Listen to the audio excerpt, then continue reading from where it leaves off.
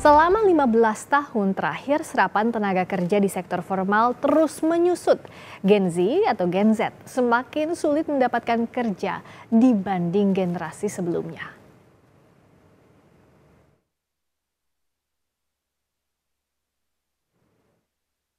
Badan Pusat Statistik mencatat selama 15 tahun terakhir, serapan tenaga kerja di sektor formal terus menyusut. Generasi Z semakin sulit mendapatkan kerja di sektor formal dibandingkan generasi sebelumnya. Analisis tim jurnalisme data Kompas terhadap data survei Angkatan Kerja Nasional BPS menunjukkan tren penurunan serapan pekerja sektor formal. Tahun 2009 hingga 2014, serapan tenaga kerja di sektor formal 15,6 juta orang. Jumlah ini turun 8,5 juta orang per 2014 hingga 2019 dan merosot pada 2019 hingga 2024 menjadi 2 juta orang. Hal ini menunjukkan peluang masuk kerja formal di Indonesia semakin sulit, termasuk oleh lulusan fresh graduate. Wakil Menteri Tenaga Kerja RI, Afrian Syahnur menyebut salah satu kendala adalah tenaga kerja belum terserap secara maksimal. Perusahaan itu kan ingin mendapatkan yang terbaik, ya kan? Nah, jadi harus berpengalaman. Nah, oleh karena itu Kementerian Ketenagakerjaan mempunyai atau memfasilitasi program yang memang membuat anak-anak untuk bisa magang. Jumlah yang memang masih bisa direkrut itu memang sangat belum maksimal. Jadi memang ini yang harus kita perhatikan agar bisa kita membuka kesempatan kerja kepada mereka agar bisa mereka magang dan mereka juga bisa melakukan rekrutmen. Sosiolog Ida Ruwaida menyebut, merosotnya serapan tenaga kerja di sektor formal tak lepas dari minimnya pasar kerja di era digital. Bergesernya sektor industri padat kerja ke padat modal menyebabkan penciptaan lapangan kerja formal berkurang. Bahwa mereka bisa produktif, maka yang perlu dipertimbangkan adalah apakah pasar kerja itu tersedia gitu, terbuka untuk mereka. Di era digital ini memang kita sadari bahwa pasar kerja semakin terbatas karena banyak jenis pekerjaan yang sebetulnya kemudian digantikan oleh teknologi. Nah, ini yang kemudian perlu diperhatikan. Artinya memang sejak beberapa tahun yang lalu kita sudah mencoba mendiskusikan apakah kita padat karya atau padat modal. Di era digital ini kecenderungannya adalah semakin padat modal. Sementara itu, data BPS juga menunjukkan pekerja informal masih mendominasi pasar kerja saat ini. Mulai tahun 2019, pekerja informal mencapai 75,65 juta orang, sementara pekerja formal 56,04 juta orang. Selanjutnya tahun 2020, pekerja informal mencapai 75,5, sementara pekerja formal 57,79 juta orang. Lalu di tahun 2024 saat ini, pekerja informal mencapai 784,13 juta orang, sementara pekerja formal hanya 58,05 juta orang. Tahun 2030, Indonesia akan mengalami masa bonus demografi.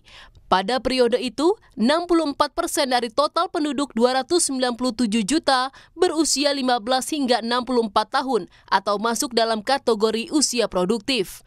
Pemerintah harus segera mengambil langkah cepat agar serapan kerja kaum produktif meningkat sehingga ekonomi Indonesia ikut terkerek naik. Tim Liputan Kompas TV. Penyerapan pekerja di sektor formal terus menurun. Apa yang melatar belakangi hal tersebut dan upaya apa yang dilakukan pemerintah untuk meningkatkan serapan tenaga kerja untuk generasi Z? Kita bahas bersama Billy Mambrasar, staf khusus Presiden dan wartawan harian Kompas, Satrio Pangarso Wisanggeni. Selamat malam, Bung Billy, Mas Satrio. Selamat malam. Saya mau ke Mas Satria, tolong dibacakan dulu datanya dan dianalisis bagaimana kalau dari data BPS 15 tahun ini kan ada penurunan makin tajam di sektor formal seperti yang tadi sudah disampaikan di tayangan sebelumnya. Apa yang jadi penyebab ketersediaan lapangan kerja atau kualitas pekerja ini menurun kalau di sektor formal? Di sisi lain kan sektor informal yang meningkat. Betul, memang karena sebetulnya seperti juga sempat disampaikan di tayangan berita tadi, memang ada bergeseran ya yang lumayan tajam gitu dari padat modal ke padat karya, dari padat karya ke padat modal selama 15 tahun terakhir. Misalnya itu di sejumlah sektor seperti informasi dan komunikasi itu, di situ seperti melingkupi yang misalnya startup, teknologi begitu memang mengalami investasi yang jauh lebih tinggi misalnya ketimbang pertanian gitu misalnya. Kemudian juga ada sektor-sektor yang mengalami semakin berat modal seperti manufaktur atau bahkan konstruksi atau juga transportasi dan pergudangan. Itu memang artinya pertambahan investasi di situ tidak dibarengi dengan tenaga kerja yang diserap juga lebih banyak, begitu Mbak Friska. Oke, kalau dengan kondisi seperti ini ke Bung Billy, apa yang dilakukan pemerintah? Serapan kerja formal ini terus menurun, di sisi lain memang kalau secara digital banyak lapangan pekerjaan baru, tapi kan banyak juga yang masih membutuhkan sektor formal ini, Bung Billy. Bagaimana pemerintah menganggap ini? Jadi sebenarnya kalau kita melihat kemajuan dari pendataan negara-negara lain, ya saya kasih contoh negara Amerika Serikat, mereka mempergunakan sistem yang namanya SSN, itu men-tagging nomor wajib pajak seseorang terhadap pekerjaan dan profesinya dia itu secara leluasa. Jadi artinya bahwa regardless doesn't matter seseorang berpindah antara sektor formal ke non formal ke informal lalu balik ke formal, itu tidak masalah selama pendataannya itu baik dan pendataannya itu cukup. Nah, yang dilakukan oleh pemerintah saat ini kita melihat secara secara sosiologis karakter Gen Z ini itu memang berpindah-pindah pekerjaan dengan cepat.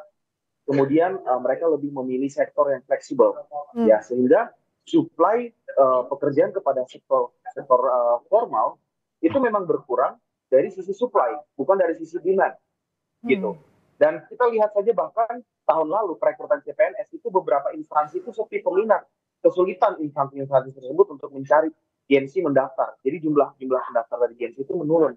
Artinya memang ada karakter yang berubah. Sehingga yang perlu dilakukan pemerintah satu tadi, sistem pendataan yang harus dibuat lebih fleksibel, di mana fleksibilitas itu kita bisa men-tagging seseorang dia berpindah sektor kemanapun, dia tetap bisa di-tracking dengan baik. Dan yang kedua adalah kita lihat arahan dari Presiden Joko Widodo melalui perubahan Undang-Undang Cipta Lapangan Kerja kemarin adalah untuk memberikan fleksibilitas dari sisi pemberi kerja agar mengakomodir keinginan-keinginan daripada perilaku Gen Z yang dapat difasilitasi dan diakomodir dengan baik melalui terms and condition pekerjaan yang lebih fleksibel. Gitu. Nah, ini kabar baik atau tidak Mas Satrio? Artinya secara step pendidikan, secara penyediaan lapangan kerja yang ada sekarang dengan lebih banyaknya sektor informal, kalau berdasarkan data ini kabar baik atau tidak, atau ada yang perlu diwaspadai kalau Mas Satrio lihat? Nah, sebetulnya kalau dalam kondisi sekarang ya, dari informal dan formal itu mungkin memang ada sejumlah yang seperti Bung Billy ceritakan tadi, memang mungkin ada fenomena baru. Tetapi kalau dari data juga menunjukkan bahwa sektor formal masih bisa memberikan kesejahteraan yang lebih baik.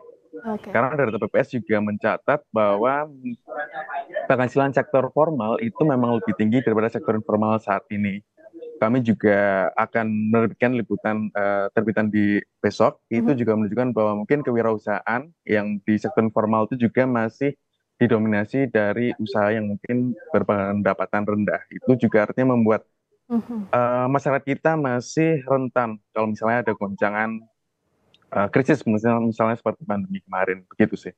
Nah, ini kan menarik ya kalau pola pikirnya mana yang lebih dipilih. Mas Billy, misalnya kalau untuk pilihan sektor informal yang high risk, high return, tapi dalam kondisinya Gen Z yang baru mencari pekerjaan, tentu ini juga jadi challenge untuk pemerintah. Di sisi lain tadi datanya Mas Satrio bilang bahwa sektor formal ini masih rata-ratanya memberikan kesejahteraan lebih baik. Nah, pemerintah bagaimana menengahinya? Kalau Pak Jokowi juga kan sejak pemerintahannya sudah menggaungkan misalnya pendidikan vokasi. Tapi pada praktiknya apakah sudah semaksimal itu untuk serapan kerja di sektor formal maupun informal? Ya, kalau memang permasalahannya adalah accumulated income, kan ada dua hal di sini kan, pengukuran output daripada jumlah pekerja sebagai informasi pekerja informal itu sampai mencapai angka 83,34 juta di tahun 2023. Ini signifikan banget.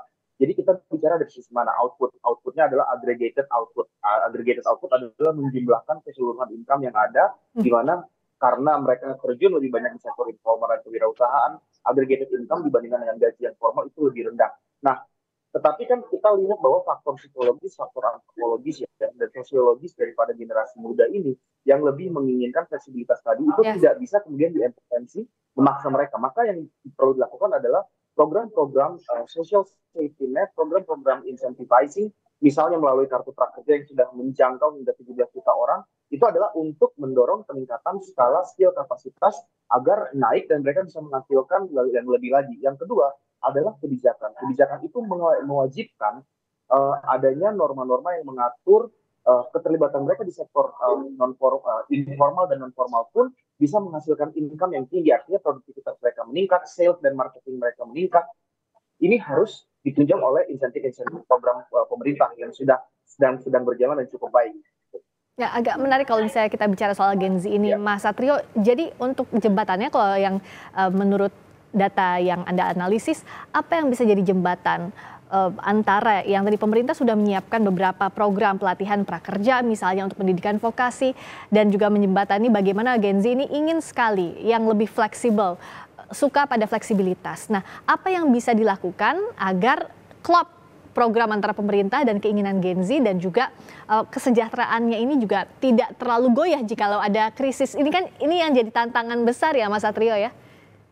Betul, memang sebetulnya untuk sektor formal itu bukan artinya kita sudah mencapai puncak serapan sektor formal juga. Ya. Karena kalau dari data memang kita juga masih belum sepenuhnya pulih gitu. Masih ada scaring effect dari pandemi COVID-19 yang mungkin masih mempengaruhi sektor formal kita di Indonesia begitu.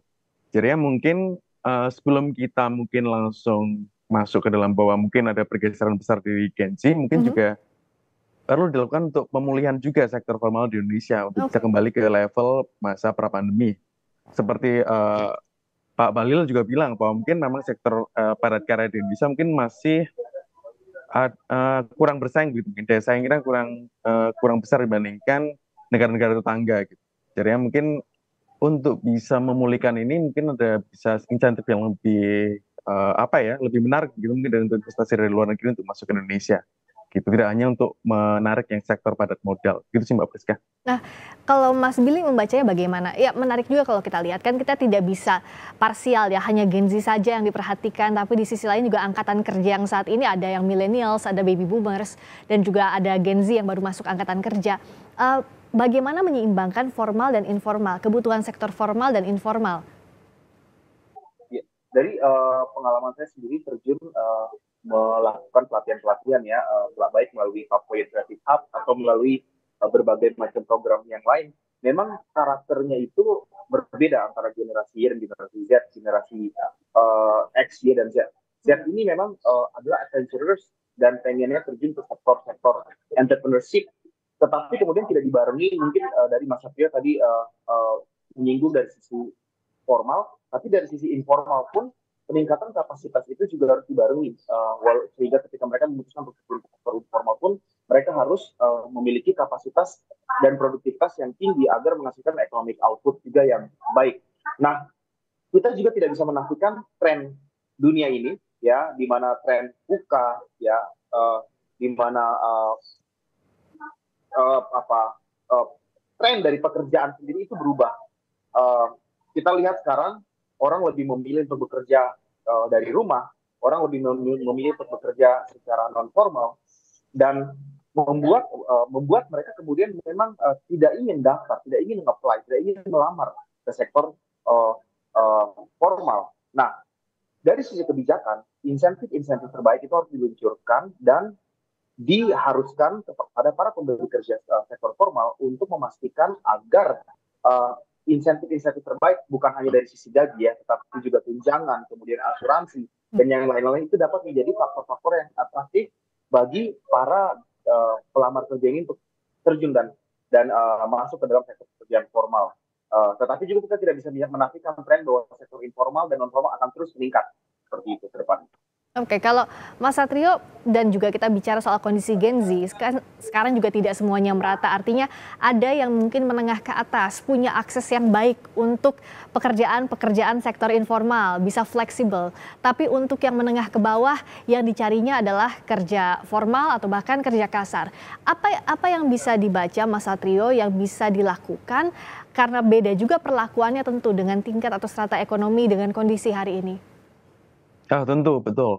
Apalagi memang kalau kita melihat dari struktur pendidikan angkatan kerja kita itu masih mendominasi yang lulusan SMP begitu. 55% lulusan SMP.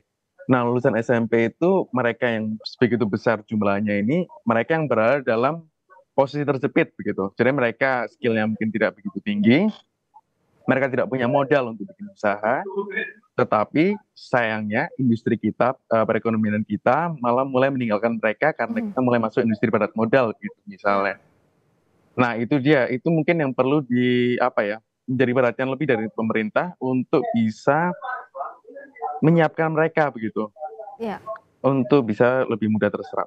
Baik, terakhir Mas Billy, singkat saja bagaimana untuk menyerap tadi kondisi ekonomi yang berbeda-beda, misalnya lulusan SMP tidak bisa mengenyam pendidikan formal, tapi syaratnya banyaknya adalah minimal pendidikan begitu, sementara kerja vokasinya kemana nanti salurannya? Bagaimana Mas Billy? Iya, ini kan dua hal yang berbeda. Kita bicara angkatan kerja dan kita bicara aksesibilitas dan tingkat partisipasi pendidikan. Memang lulusan generasi muda Indonesia itu didominasi oleh lulusan SD dan SMP. Hanya 6,4% berdasarkan data BPS yang adalah lulusan S1. Jadi kalau kita melihat refleksi daripada jumlah angkatan kerja yang memang mayoritas dari lulusan SMA dan SMP, karena itu merefleksikan angka partisipasi murni dan angka partisipasi dasar pendidikan Indonesia yang memang mayoritas dominasi SMP dan SMA. Jadi kalau kita melihat kebijakan-kebijakan pendidikan yang diluncurkan oleh Presiden Jokowi dengan memberikan beasiswa KIP, meningkatkan dana BOS, meningkatkan anggaran pendidikan konsisten ya di angka 20% dan meningkat terus setiap tahunnya, tujuannya adalah untuk merubah struktur demografik tenaga kerja muda Indonesia itu akan berubah. Dan kita lihat angkanya itu berubah jauh yang sekarang dibandingkan dengan saat pertama kali Presiden Jokowi mengambil pemerintahan itu berubah. Harapan ke depannya angkatan kerja kita akan didominasi oleh lulusan-lulusan S1 sesuai dengan cita-cita kita seperti Amerika 30%, Singapura yang mencapai angka 50%, ke depannya akan seperti itu. Semakin tinggi tingkat pendidikan seseorang, maka semakin tinggi kapasitas juga, itu harapan kita.